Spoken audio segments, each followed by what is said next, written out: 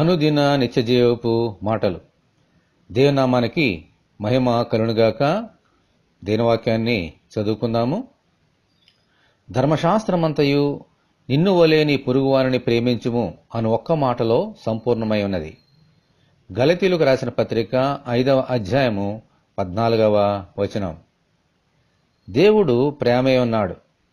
ఈ లోకములో మనం ఆయన బిడ్డలుగా జీవించాలంటే మనలో కూడా ప్రేమ ఉండాలి.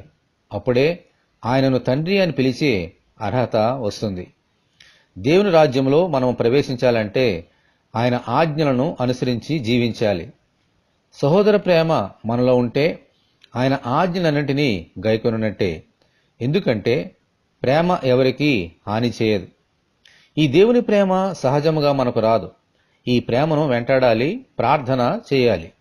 ప్రభువా, మీ వలె మేము కూడా ప్రేమ కలిగి ఈ లోకంలో జీవించినట్లు దయచేయమని మనమందరము దేవుని ప్రార్థన చేసుకుందాము. ప్రభువా, మీకు వందనాలు తండ్రి. నిన్ను వలె నీ పొరుగువారిని ప్రేమించమను మాట, ఆజ్ఞ మాకు ఇచ్చారు ప్రభువా. మీ ఆజ్ఞానుసారముగా మేము అలాగూ ప్రేమించినట్లుగా మీ ప్రేమ మాకు దయచేయండి. మా సొంత శక్తి చేత అలాగూ మేము ప్రేమించలేం. ఎందుచేతంటే ప్రేమ మీ మూలముగా కలుగుచున్నది. మీరిస్తేనే గాని ఆ ప్రేమను మేము పొందుకోలేం.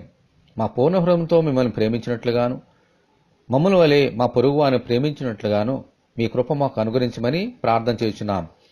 ఈ వాక్యం వింటున్న నీ బిడ్డలందరినీ దీవించమని యేసు అతి పరిశుద్ధమైన నామములో ప్రార్థన చేయుచున్నాము తండ్రి. ఆమెన్. ప్రభువైన యేసుక్రీస్తు ఆత్మ మనకందరికీ తోడేండునుగాక. ఆమెన్. పరిశుద్ధ దేవుని మందిరం.